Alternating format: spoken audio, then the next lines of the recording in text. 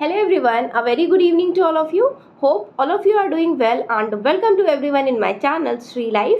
ये video dedicated उनके लिए है जिनका दिसंबर में सीटेट एग्जामिनेशन है, ठीक है, और जिनका 1, 2, 3 नंबर से नहीं क्लियर हो पा रहा, बार बार कंटिन्यूशन में एग्ज़ाम दे रहे हैं, ठीक है, उनके लिए है। और हम बात करने वाले हैं एग्जामिनेशन आपका कब कंडक्ट होगा। तो अभी जुलाई में कंडक्ट हुआ था, देन अब अभी आपका एग्जामिनेशन दिसंबर में कंडक्ट होगा, ठीक है। 6 महीने के ड्यूरेशन में ये एग्जामिनेशन कंडक्ट होता है, ठीक है, साल में 2 बार। दूसरी बात करें अगर नोटिफिकेशन की, तो नोटिफिकेशन देखिए आपका रिजल्ट आ चुका है, ठीक है, और आंसर की रिज़ल्ट सब कुछ आउट हो चुका है। अब डिजी लॉकर पे मार्कशीट आ जाएगी जिनका क्लियर है, ठीक है, और उसके बाद अभी आपका सितंबर में नोटिफिकेशन आउट हो जाएगा, ठीक है।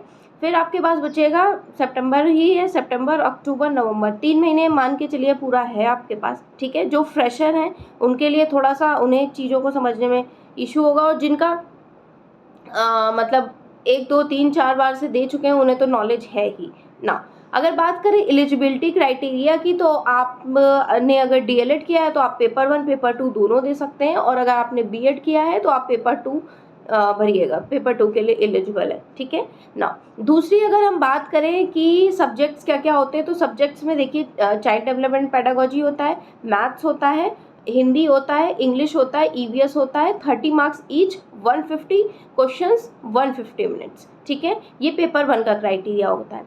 सेम पेपर 2 में होता है, बस खाली आपका सोशल साइंस आ जाता है। जिन्होंने बीकॉम या फिर आर्ट्स वाले हैं वो सोशल साइंस ऑप्ट करते हैं 60 नंबर का, ठीक है। यहाँ मैथ्स और ईवीएस नहीं आता है पेपर 2 में। क्या क्या आता है फिर? हिंदी आता है, इंग्लिश आता है, और हिंदी मतलब हिंदी और दोनों लैंग्वेज, मतलब आप लैंग्वेज में कुछ और भी यूज़ ऑप्ट कर सकते हैं, जैसे बंगाली वगैरह जितनी जो भी होती है, बट जनरली ज़्यादातर हिंदी इंग्लिश ऑप्ट करते हैं, इसलिए मैंने बताया। सीडीपी हिंदी इंग्लिश और 60 नंबर का सोशल साइंस, ठीक है।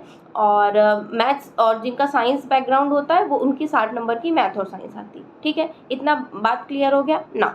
अगर बात करें तो देखिए अभी से आपको जिनका पहला अटेम्प्ट है या जिनका बार बार क्लियर नहीं हो रहा है, वो अभी से थोड़ा सा सीरियसनेस से पढ़ाई करें, क्योंकि बार बार ऐसा क्यों हो रहा है, ऐसा क्या गलती हो रही है कि आपका एग्जामिनेशन नहीं निकल रहा है, फिर आप वेट करते हो आंसर की का, फिर सोचते हो 1-2 नंबर बढ़ जाए, ये सब चीज़ें हो रही हैं। तो आपको जो अभी आपने पेपर दे के आए हैं, ठीक है, जिनका 1-2 नंबर से नहीं निकला, पेपर दे के आए, पेपर उठाइए, उसको एनालिसिस करिए। एनालिसिस क्या, सब्जेक्ट वाइज लिखा ही होगा किसमें कितने मार्क्स आ रहे हैं, ठीक है। तो जहाँ कमजोरियाँ हैं उनको दूर करने की कोशिश करिए अभी पहले, ठीक है। मान लीजिए आपका सीडीपी खराब है तो सीडीपी पे पकड़ बनाइए, लैंग्वेज खराब है तो लैंग्वेज पे पकड़ बनाइए, ठीक है। एक बार आपका बेस मजबूत हो जाएगा ना, तो आप कभी भी मतलब दोबारा भी या सीटेट से रिलेटेड आगे अगर कुछ भी एग्जामिनेशन, जैसे केवीएस में सीडीपी इसका आता है, या और एग्ज़ामों के लिए और शिक्षक भर्ती परीक्षाओं के लिए ये जो सीटेट होता है ये बेस होता है, ठीक।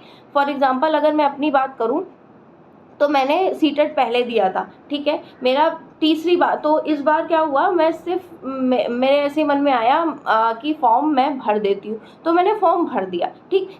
बेस मेरा पहले से क्लियर था, मैंने एको दिन नहीं पढ़ा था, ठीक है। पढ़ने के बाद होता है ना, उम्मीद करते हैं 110 आ जाएंगे या कुछ, मैंने एको दिन नहीं पढ़ा था। मैं जो नेट हुआ था वो दिया था, अब री नेट दूंगी, ठीक है। थोड़ा सा तबीयत डाउन है, पता नहीं होगा कि नहीं, क्योंकि पढ़ नहीं पा रही हूँ, इस बीच मेरा गैप हो गया है, मतलब 10 दिन से नहीं पढ़ पा रही हूँ।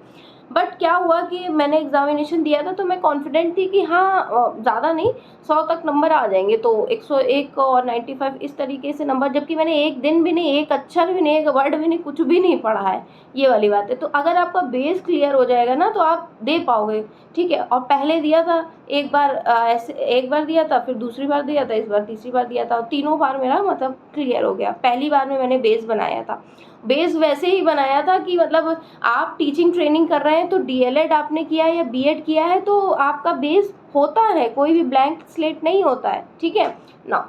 नेक्स्ट अगर हम बात करें आपको पढ़ना कैसे कैसे, तो सबसे पहले मैं कहूँगी कि सीडीपी पे बनाइए। मैंने भी पकड़ सीडीपी पे बनाई थी।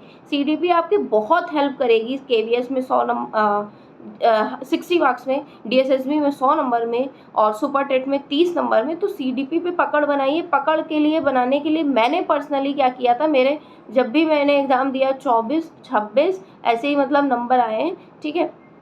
मैंने सिर्फ और सिर्फ let's learn by Himanshu Singh की प्लेलिस्ट थी, उसमें से मैंने सीडीपी कवर किया है, ठीक है। और मुझे पूरा भरोसा है उन टीचर पे कि मतलब जो भी कराते हैं सीडीपी। देखिए एक तो बात ये होती है ना, कोई टीचर एक सब्जेक्ट कंटिन्यूएशन से बहुत टाइम से पढ़ा रहा है, 16 से पढ़ा रहा है अब तक 24, है ना। तो आप समझिए एक ही सब्जेक्ट कंटिन्यूएशन में हम सालों साल पढ़ा रहे हैं, पढ़ रहे हैं, तो हमारी उस पर पकड़ मजबूत हो जाती है, ठीक है। तो आप वहाँ से पढ़ेंगे और वो सीटेट पे ही काम कर रही हैं, पेडागोजी पे ही, तो इसलिए भरोसा है। जैसे मैं एक ही सब्जेक्ट कंटिन्यूएशन में पढ़ा रही थी इंटर अकाउंट्स, तो पकड़ बन जाती है ना।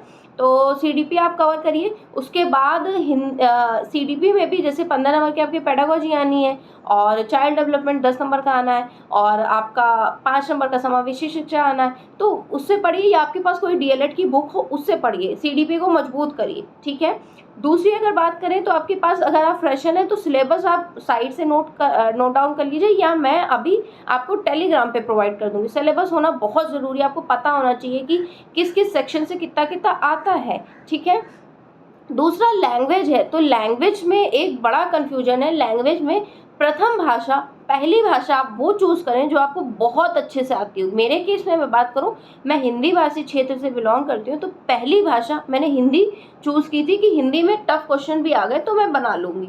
इंग्लिश में बहुत प्रोज वोज आ गया तो उसको नहीं समझ में आएगा, तो मैंने वो द्वितीय भाषा के रूप में इंग्लिश का चयन किया था, ठीक है। तो पहली भाषा आपने मान लीजिए हिंदी ले लिया, तो हिंदी में ये होगा कि गद्य और पद्य मिल जाएगा। भाषा एक लेने का ये फायदा होता है, गद्य और पद्य जो कविता वाले होते हैं और वो पद्यांश वाले होते हैं, आप टैकल कर लेंगे हिंदी में, ठीक। दूसरी भाषा मैंने क्या करी थी, इंग्लिश ली थी।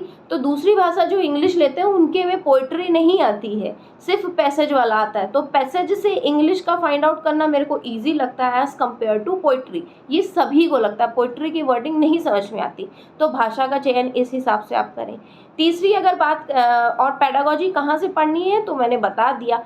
और इस चैनल पे भी सीटेट की इस बार कंटिन्यूएशन में वीडियोस आएंगी अच्छे से, 5 मिनट सीरीज और सब कुछ कवर किया जाएगा। जुड़ना चाहें आप जुड़ सकते हैं ना। ईवीएस की बात करें तो 3rd to 5th एनसीईआरटी आप कवर करिए, वहीं से आता है कंटेंट का सीटेट का, ठीक है। दूसरा अगर हम बात करें मैथ्स की, तो मैथ्स आप पीवाईक्यू से सॉल्व करें, ठीक है। 19 से या 20 से आप ले लीजिए, 20 से अब तक के पीवाईक्यू आप सॉल्व कर लेंगे तो आपकी समझ अच्छे से बन जाएगी, ठीक है। और अगर पीवाईक्यू सॉल्व करने में आपको प्रॉब्लम होती है 2.5 घंटे बैठ के, तो एक सेक्शन उठाइए, आज सीडीपी कर लिया एक, फिर दूसरे दिन उसका एनालिसिस कर लिया, तीसरे दिन लैंग्वेज का एक सेक्शन कर लिया, फिर उसका एनालिसिस, इस तरीके से करिए। मैं इसी तरीके से मॉक करती हूँ, ठीक है।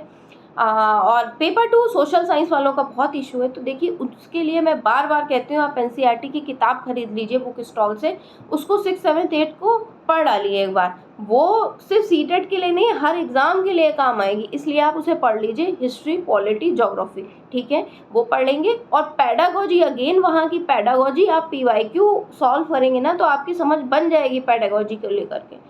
आई होप मैंने इतना क्लियर कर दिया है। और अभी से आप 1 घंटा निकालिए कि 1 घंटा मुझे सीटेट के लिए देना है।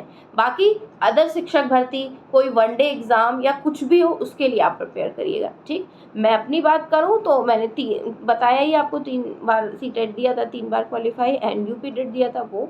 दूसरी अगर बात करूं तो अभी मैं रीनेट देने वाली हूँ, इस बार का मैं नहीं कह सकती हूँ, तबीयत थोड़ी सी ख़राब हो गई, बट स्टिल मेरी मैक्सिमम प्रोबेबिलिटी रहेगी कि हो जाए। बाकी देखती हूँ क्या पॉसिबल होता है। और बाकी इस चैनल पे आपको सीटेट से रिलेटेड गाइडेंस मिलती है। बाकी अदर जैसे मैं जो एग्ज़ाम देती हूँ दूंगी, सुपर टेट है और केवीएस पीआरटी है एंड डीएसएसबी है, डीएसएसबी पीआरटी है, ये एग्ज़ाम दूंगी। इसके रिलेटेड जो भी कंटेंट या जो भी चीज़ें हैं वो मैं अपने चैनल पे शेयर करती हूँ। तो it was in this video, meet you in my next video, till then bye.